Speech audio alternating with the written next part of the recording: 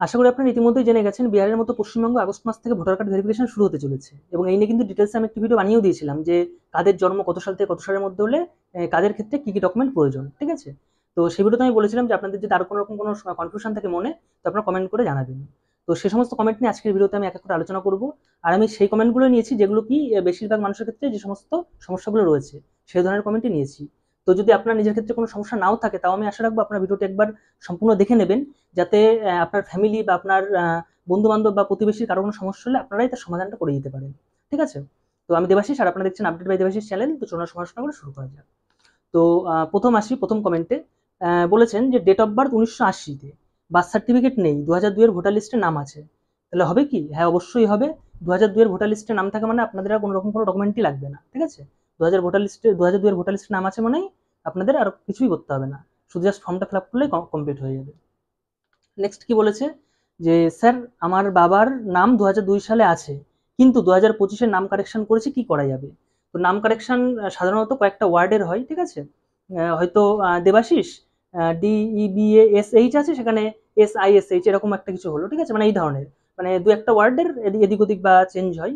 তো সেক্ষেত্রে কিন্তু কোনো রকম কোনো সমস্যা নেই। আপনাদের 2002 সালের যে নামটা ছিল সেই নামটা দিয়ে সার্চ করলে কিন্তু 2002 সালের ভোটার লিস্টে কত নাম্বার সিরিয়ালে ছিল, পার্ট নাম্বার কত, সেই সব ডিটেলসগুলো চলে আসে। আর সেইগুলোই কিন্তু দিতে হবে। ঠিক আছে, আমি পরে দেখাচ্ছি, এই ভিডিওর লাস্ট টাইমে সেগুলোটাও দেখিয়ে দিচ্ছি বিহারের ক্ষেত্রে কি করতে হচ্ছে।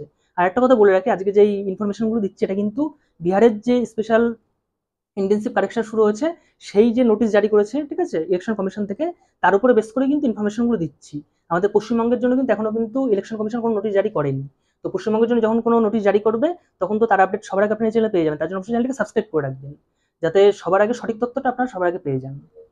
তো নেক্সট কমেন্ট করেছেন যে আমার মায়ের জন্ম 1987 সালের আগে, কিন্তু 2002 সালের আগের ভোটার লিস্টে নাম নেই, কিন্তু মায়ের মা বাবা 2002 সালের অনেক আগে থেকে ভোটার লিস্টে নাম আছে, তাই মায়েরটা কি তার মা বাবার ডকুমেন্টে নাগরিকত্ব প্রমাণ করা যেতে পারে?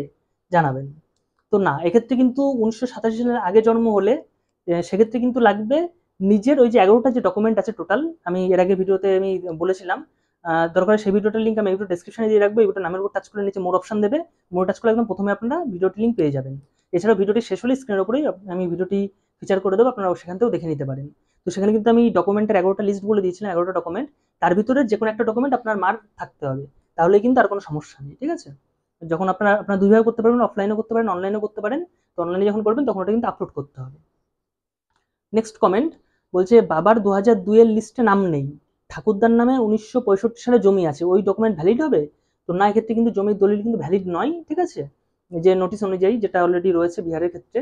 তো এক্ষেত্রে কিন্তু আপনার বাবার যে ওই যে 11টার যে লিস্ট আছে, ঠিক আছে, আপনার বাবার ডেট অফ বার্থ আপনি দেননি যদিও, তবু আমি ধরে নিচ্ছি যে আপনার যে 11টার লিস্ট আছে তার ভিতরে একটা ডকুমেন্ট আপনার বাবার থাকতে হবে। ঠিক আছে, তাহলে কিন্তু ভোটার লিস্টে নাম থেকে যাবে, আর কোনো সমস্যা হবে না। নেক্সট 2002-এর পরের লিস্টে নাম আছে, কিন্তু নিজের বার্থ বা অন্য কোনো ডকুমেন্ট নেই, মা বাবা মায়ের 2002-এর লিস্টে নাম আছে, তাদের কি ডকুমেন্ট দিতে হবে? আচ্ছা, 2002-এর পরের লিস্টে নাম আছে, পরের লিস্ট বলতে দেখুন 2002-এর জানুয়ারিতে কিন্তু যে ইলেকট্রাল লিস্ট মানে ভোটার লিস্টটা পাবলিশ হয়েছিল, তো সেই লিস্টে নাম থাকতে হবে। ঠিক আছে, তবেই কিন্তু আপনাদের কোনো ডকুমেন্টই লাগবে না, কারোর কোনো ডকুমেন্টই দিতে হবে না। 2002-এর পরে মানে 2003-এ যেটা বেরিয়েছিল সেক্ষেত্রে যদি নাম থাকে তাহলে কিন্তু হবে না, তাহলে কিন্তু বার্থ অনুযায়ী অর্থাৎ জন্ম অনুযায়ী যে স্ল্যাবে পড়ছে, ঠিক আছে, 1987-র আগে একটা স্ল্যাব, 1987 থেকে 2004-এর মধ্যে একটা স্ল্যাব, 2004-এর পরে একটা স্ল্যাব, এই তিনটে টোটাল স্ল্যাব আছে। তো স্ল্যাব ওয়াইজ কি কি ডকুমেন্ট লাগবে, কাদের ক্ষেত্রে কি কি লাগবে, কাদের ক্ষেত্রে বাবা মায়ের লাগবে, কাদের ক্ষেত্রে শুধু বাবার লাগবে বা মায়ের লাগবে, ঠিক আছে, কাদের ক্ষেত্রে শুধু নিজে দিলে হয়ে যাবে, সেই নিয়ে কিন্তু ডিটেলস ভিডিও বানিয়ে দিয়েছি আমি অলরেডি। সেই ভিডিও লিঙ্ক এই ভিডিও ডেসক্রিপশনে দিয়ে রাখছি, অবশ্যই এই ভিডিওটি শেষ হওয়ার পর একবার দেখে নেবেন। ঠিক আছে, তো সেই অনুযায়ী ডকুমেন্ট কিন্তু রেডি করতে হবে এই ক্ষেত্রে। নেক্সট, 2002-এর ভোটার লিস্টে নাম না থাকলে কি পুরনো দলিল বাবার এবং নিজের কাস্ট সার্টিফিকেট দিলে হবে? জন্ম 1987-র পরে, তো 1987 থেকে 2004-এর মধ্যে জন্ম হলে সেক্ষেত্রে নিজের একটা ডকুমেন্ট লাগবে, নিজের ডকুমেন্টের মধ্যে কাস্ট সার্টিফিকেট হলে ঠিক আছে নিজের, আর বাবার একটা ডকুমেন্ট লাগবে, বাবা অথবা মায়ের। তো সেক্ষেত্রে কিন্তু পুরোনো দলিলটা হবে না, ওক্ষেত্রে কিন্তু অনেক রকম 11টা টোটাল আইটেম আছে, 11টার মধ্যে অনেক রকম অপশন আছে, তার ভিতরে আপনার বাবার অথবা মায়ের যে কোনো একজনের একটা ডকুমেন্ট থাকলেই হবে। ঠিক আছে, টোটাল আপনার নিজের একটা আর আপনার বাবা মায়ের যে কোনো একটা মানে একজনের একটা ডকুমেন্ট আপলোড করলেই হবে, টোটাল দুটো ডকুমেন্ট আপলোড করলে কিন্তু হয়ে যাবে। ঠিক আছে, তো সেই লিস্টটা একবার অবশ্যই দেখে নেবেন, এরপরে সেই লিস্ট নিয়ে আসছি। এবার বলছে ভোটার কার্ড ইস্যু 1995 সালের, ঠিক আছে, ভোট দিয়ে আসছি, 2018 সালে বয়স ঠিক করতে গিয়ে বড় কার্ডটা চেঞ্জ করে দেয়, তার ফলে এপিক নাম্বার চেঞ্জ হয়ে যায়। ছোট কার্ড দেয়, অর্থাৎ পুরনো যে বড় কার্ড সেটা চেঞ্জ হয়ে ছোট কার্ড আসে। পুরোনো কার্ডের জেরক্স করে রাখা আছে, তাহলে কি 2002 সালের এপিক বড় কার্ডে দেখতে পাবো? কিন্তু আমার কাছে ছোট কার্ড, তার এপিক নাম্বার দেখতে পাবো না। ওনারা কি এখনকার কার্ড গণ্য করবেন কিনা জানাবেন। আমি সব কাজ অনলাইনের মাধ্যমে করেছিলাম। আচ্ছা, এই সমস্যাটা কিন্তু অনেকের মধ্যে আছে, ঠিক আছে, যে আগে পুরোনো বড় কার্ড ছিল, সেটা কারেকশনের জন্য দেওয়াতে সেটা চেঞ্জ হয়ে নতুন ছোট কার্ড এসেছে। অনেক ক্ষেত্রে নাম্বার সেম থাকে, অনেক ক্ষেত্রে নাম্বারটা চেঞ্জ হয়ে যায়, ঠিক আছে। তো সেক্ষেত্রে কি হবে? সেক্ষেত্রে কিন্তু দেখুন, আমি বিহারের ক্ষেত্রে যেটা আছে সেটা দেখাচ্ছি।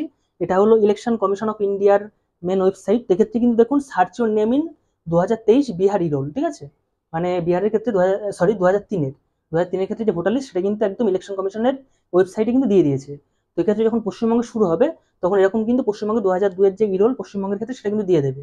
তো এর ভেতরে ঢুকলে আপনাদের কিন্তু এরকম অপশন পাবেন। একটা হলো আপনারা যে এই ফর্মটা, এটা কিন্তু অনলাইনে ফিল আপ করা যাবে, ঠিক আছে। অফলাইন অনলাইন দুটোই হয়। অফলাইনের ক্ষেত্রে বিএলওড আপনার বাড়ি বাড়ি এসে প্রি প্রিন্টেড ফর্ম দিয়ে যাবে, সেখানে কিছু বেসিক ডিটেলস দিয়ে সই করে ডকুমেন্ট অ্যাটাচ করে জমা দিতে হবে বিএলওদের কাছে। অথবা আপনারা অনলাইনে কিন্তু করতে পারেন। তো অনলাইনে কিভাবে করবেন? বিহারের ক্ষেত্রে কি, আমাদের যেহেতু পশ্চিমবঙ্গে চালু হয়নি, যখনই চালু হবে সবার আগে তার আপডেট পেয়ে যাবেন, ঠিক আছে।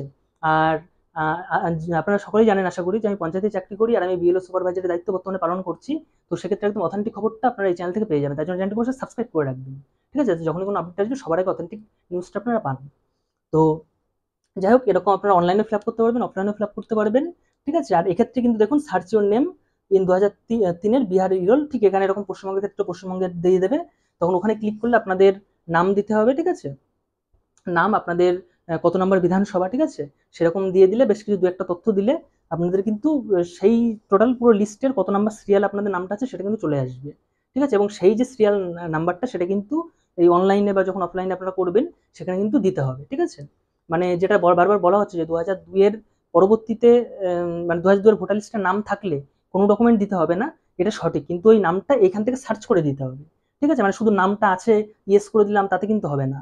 আপনাদের নামটা একদম এই অনলাইনে যে ওয়েবসাইট আছে, ওয়েবসাইট থেকে সার্চ করে কত নাম্বার সিরিয়ালে আছে, ঠিক আছে, কত নাম্বার পার্টে ছিল, মানে সেই সময় 2002 কত সিরিয়ালে ছিল, কত পার্টে ছিল, ঠিক আছে, বিধানসভা কত, একদম টোটাল একদম পুরো ডিটেলস পরপর চলে আসে, নাম, বাবার নাম, একদম এক্সাক্ট সবকিছু দিয়ে, ঠিক আছে। তো সেক্ষেত্রে কিন্তু আপনাদের যখনই আপনি অনলাইনে করবেন, ঠিক আছে, এক্ষেত্রে যখন আপনি অনলাইনে করবেন বা অফলাইনে যাই করুন না কেন, আপনার সেই সিরিয়াল নাম্বারটা একদম পুরো ডিটেলসটা দিয়ে দিতে হবে।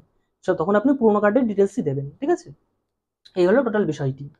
তো এছাড়া যদি আপনাদের আরো কিছু কনফিউশন থেকে যায়, আপনারা অবশ্যই এই ভিডিওর কমেন্টে কমেন্ট করবেন, ঠিক আছে। আর আমি যেটা বললাম যে বয়স স্ল্যাব অনুযায়ী আমি ডিটেলস একটা ভিডিও বানিয়ে দিয়েছিলাম, সেই ভিডিওর লিঙ্ক আমি এই ভিডিও ডেসক্রিপশনে দিয়ে রাখবো, এবং এই ভিডিওর স্ক্রিনের উপরে আমি ফিচার করে দেবো। আপনারা এই ভিডিওটা একবার দেখে নিতে পারেন, ঠিক আছে। তাহলে আপনাদের মনের মধ্যে আর কোনো ডকুমেন্ট রিলেটেড কোনো কনফিউশন থাকবে না। আর আদার্স কোনো কনফিউশন থাকলে অবশ্যই কমেন্ট করবেন, আমি অবশ্যই নেক্সট আরও একটি ঠিক এরকম করে ভিডিও বানিয়ে দেবো আপনাদের কমেন্টগুলো নিয়ে, ঠিক আছে। ভিডিও দেখার জন্য অসংখ্য ধন্যবাদ।